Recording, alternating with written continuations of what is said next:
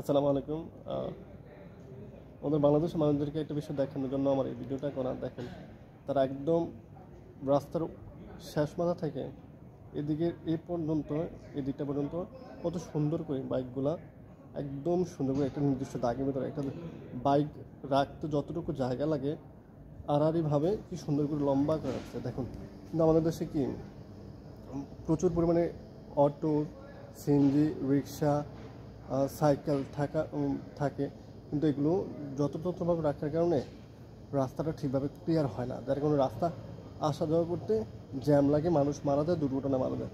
তো আমার দেখানোর একটাই বিষয়, দেখুন, একটা রাস্তাকে যদি আপনি এভাবে সুন্দর করে এক পাশটা সুন্দর করে সিরিয়াল করে রাখেন, অন্য পাশটা যদি আপনি এভাবে যে কোনো রিক্সা, আমাদের দেশে বাজারে, বিশেষ করে বাজারগুলোতে, যে কোনো বাজার, বাংলাদেশে বিশেষ করে ঢাকাতে বাইকগুলা যে যত্রতত্রভাবে রাখা হয়, যার কারণে প্রচুর জ্যাম থাকে।